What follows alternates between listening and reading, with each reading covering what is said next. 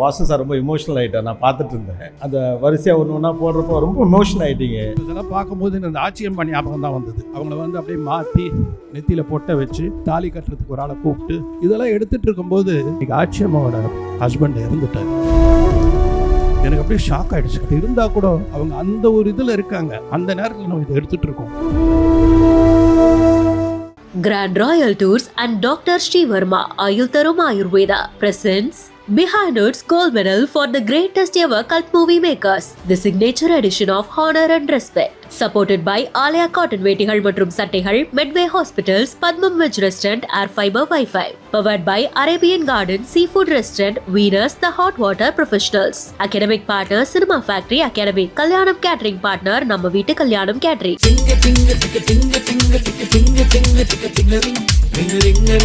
சரவணன் இருக்க பயம். சார் படத்தில் 2 புதுசு இருக்கும். அதில் ஒன்று கிட்டத்தட்ட ஒரு 20 to 40 minutes அவர் இருக்க மாட்டார் படத்தில். ஃபுல் பாட்டு அவரே பாடல. பாட்டில் அவருக்கு லிரிக்கே இருக்காது. அப்படி ஒரு பாட்டு இருக்குது சார். உங்களுக்கு என்ன எடுத்தப்புறமும் நான் சொன்னேன், என்ன பாட்டுனார் சார், கொக்கு பரப்பரன்னு நீங்கள் பாடவே இல்லை, ஒரு லைன் கூட பாடல. பிரபு பாடுவார், வடிவேலு பாடுவார், நாசர் பாடுவார், நீங்கள் பாட மாட்டீங்க. அப்படி ஒரு டிஃப்ரெண்ட்டான ஒரு சுச்சுவேஷன். அவர் பாட்டினா தான் அழகு. 19 டேக்கு. ஏன் அவர் சிரிச்சுக்கிட்டே இருப்பார், முடியவே முடியாது. அவர் சொல்லும்போது இடம் தேர்ந்தெடுத்திருக்காம பார், ஒரு டீ கடை கிடையாது, ஒரு பண்ணு கிடையாது, ஒரு ரொட்டி கிடையாப்பா, உனக்கு என்ன, நான் உன்ன வரது இருக்கேன் அவ்வளோதானே, நான் வீட்டில் போய் இருந்துக்கிறேன் போப்பா அப்படின்னு. இவரால் அப்படி இப்படி கை வச்சு ஒன்றுத்துக்கு சிரிக்கிறாரு. அப்புறம் என்கிட்ட கேட்குற ரஜினி சார், ஏன் சார் நீங்கள் இதை தயவு செய்துக்கு தனியாக எடுத்துருங்களேன், அவருக்கு கோர்த்து பிடிச்சி எடுத்துருங்க, இந்த காம்பினேஷன் விட்டுருங்க. இல்லை சார் நீங்கள் இருக்கணும் சார், நீங்கள் கடைசியில் பாருங்கள் அந்த வாயு அப்படி கை வச்சுட்டு அப்படி திரும்பி இருப்பார்.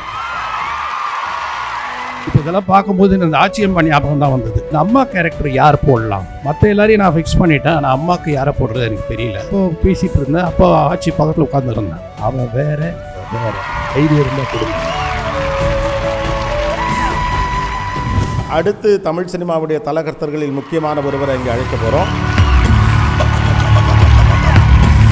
மிகச்சிறந்த படங்களை இயக்கியவர், தொடர்ச்சியாக நிறைய படங்களை வெற்றி படங்களாக மாற்றியவர்.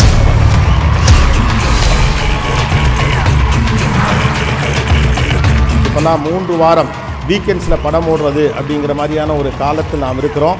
வெள்ளி விழா படங்கள், 100 நாட்கள் படங்கள்னு வரிசையாக கொடுத்தவர். தமிழ் சினிமாவுடைய மிகப்பெரிய நடிகர்களை வைத்து ஃபேமிலி ட்ராமாவாக இருக்கலாம், சஸ்பென்ஸ் த்ரில்லராக இருக்கலாம், இல்லை வேறு மாதிரியான ஜானராக இருக்கலாம், எல்லாத்தையும் தொட்டவர். இயக்குனர் திரு பி. வாசு அவர்களை அரங்கத்திற்கு அன்போடு அழைக்கிறோம்.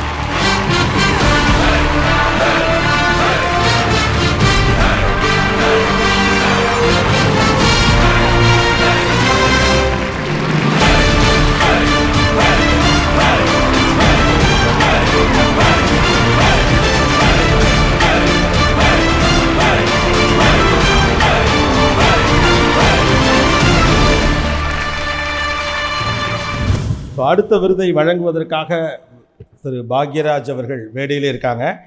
அடுத்த விருது என்ன விருது, யாருக்கு அந்த விருது செல்லவிருக்கிறது அப்படிங்கிற எல்லாத்தையும் ஒரு காட்சி வடிவில் பார்க்கலாம். The Behind Words Gold Medal for the greatest ever cult movie maker, Director P. Vasu for Chinnathambi and Chandramukhi. அன்புக்குரிய இயக்குனர் திரு பி. வாசு அவர்களை உங்கள் கரவொலியோடு மேடைக்கு அழைக்கிறோம்.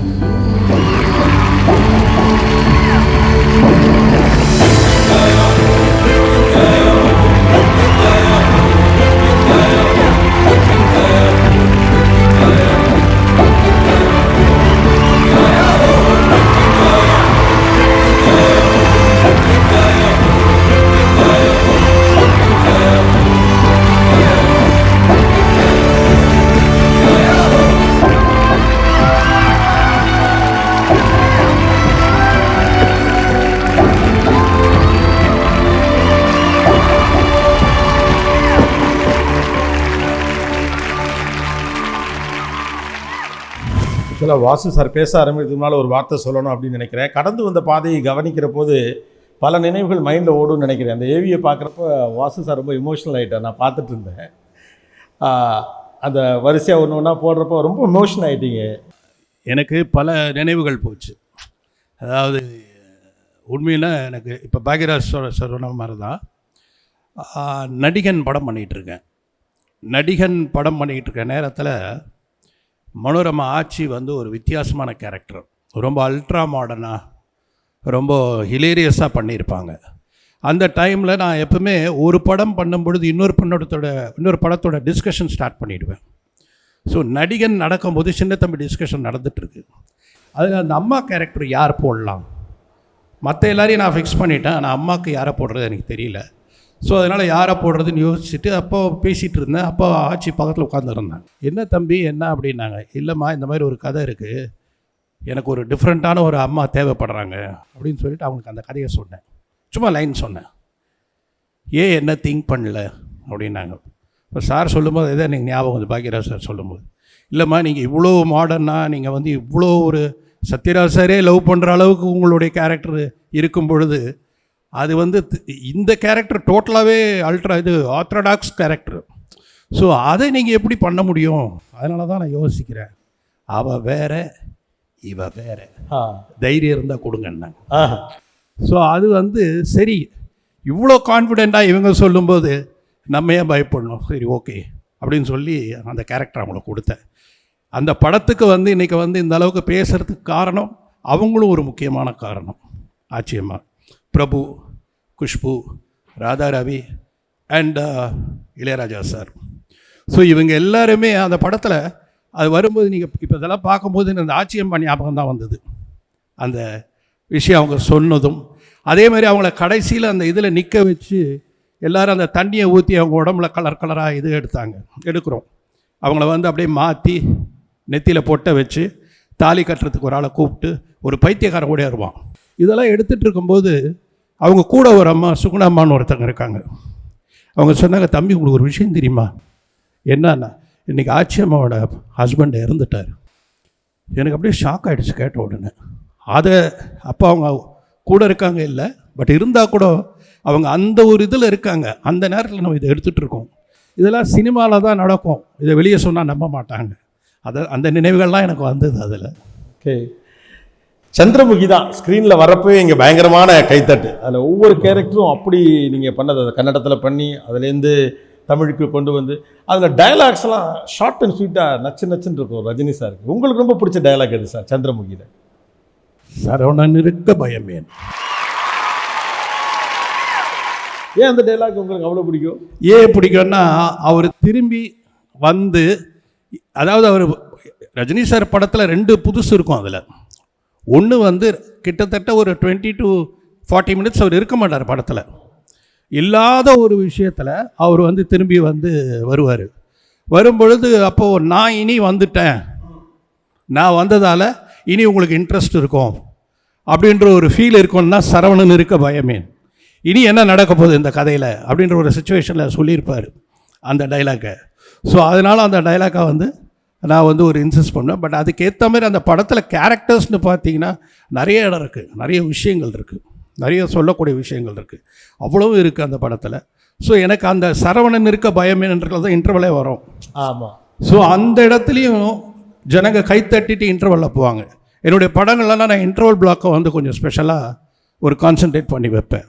அதனால் இனி அவர் இருப்பார் இந்த கதையில், என்ன பண்ண போகிறாரு. இத்தனைக்கும் அவர் இன்னொரு விஷயம் இருக்குது அதில். அதே மாதிரி என்னென்னா, ரஜினி சாரே பாடாமல் ஒரு ஃபுல் பாட்டு இருக்குது. ரஜினி சாரே பாடாமல் ஒரு ஃபுல் பாட்டு இருக்குது. ரஜினி சார் தான் பாடுவார். ஆமாம். ஒரு ஃபுல் பாட்டு அவரே பாடல, அவர் இருக்கவே மாட்டார். பாட்டில் அவருக்கு லிரிக்கே இருக்காது. அப்படி ஒரு பாட்டு இருக்குது சார் உங்களுக்கு. என்ன அப்படியா? எடுத்தப்புறமும் நான் சொன்னேன், என்ன பாட்டுனார். சார் கொக்கு பரப்பரல நீங்கள் பாடவே இல்லை, ஒரு லைன் கூட பாடல. பிரபு பாடுவார், வடிவேலு பாடுவார், நாசர் பாடுவார், ஆனால் நீங்கள் பாட மாட்டீங்க. அப்படி ஒரு டிஃப்ரெண்ட்டான ஒரு சிச்சுவேஷன். அவர் பாடினா தான் அழகு, அவர் பாடினா தான் ஸ்டைலு. ஆனால் பாடாமலே அவர் ஸ்டைலாக பண்ணது அந்த ஒரு பாட்டு. அது ஒரு சேலஞ்சிங் சாங். ஒரு எல்இடி காட்சி உங்களுக்கு காட்டுறோம், அதுலேருந்து சில கேள்விகள் இருக்குது, அப்படியே பார்க்கலாம் சார். ஆக்சுவலாக ஒரிஜினல் டேக்லேயே அவருக்கு சிரிப்பு வருது ரஜினி சாருக்கு. கவுண்டமணி சாரோட 24 படங்கள் பண்ணியிருக்கீங்க சார். இந்த சீனே நீங்கள் சொன்ன மாதிரி 19 டேக்கு. 19 டேக்கா? டேக்கு